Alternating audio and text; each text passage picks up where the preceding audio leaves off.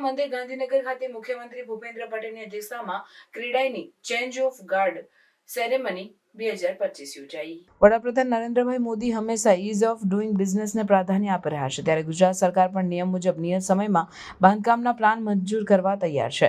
ક્રેડાઈની કલ્પના મુજબ પ્રોજેક્ટ 3 વર્ષમાં પૂર્ણ થાય તે માટે રાજ્ય સરકાર સહયોગ કરવા તત્પર છે। ક્રેડાઈ તેની નવી નેશનલ કમિટીમાં ભારતના દરેક ભાગમાંથી એક હોદ્દેદારોને જવાબદારી આપીને વડાપ્રધાનની એક ભારત શ્રેષ્ઠ ભારતની કલ્પના સાકાર કરી રહ્યું છે, તે મુખ્યમંત્રી ભૂપેન્દ્ર પટેલે જણાવ્યું હતું। મુખ્યમંત્રી ભૂપેન્દ્ર પટેલની અધ્યક્ષતામાં મહાત્મા મંદિર ગાંધીનગર ખાતે ક્રેડાઈની ચેન્જ ઓફ ગાર્ડ સેરેમની 2025 યોજાઈ। આ પ્રસંગે આરોગ્ય મંત્રી ઋષિકેશ પટેલ, ઉદ્યોગ મંત્રી બળવંતસિંહ રાજપૂત અને ગૃહ રાજ્યમંત્રી હર્ષ સંઘવી વિશેષ ઉપસ્થિત રહ્યા હતા। આ પ્રસંગે વડાપ્રધાન નરેન્દ્ર મોદીએ ક્રેડાઈ નેશનલના નવીન પ્રમુખ સહિત સમગ્ર ટીમને વોઇસ મેસેજ દ્વારા શુભેચ્છા સંદેશ પાઠવ્યો હતો।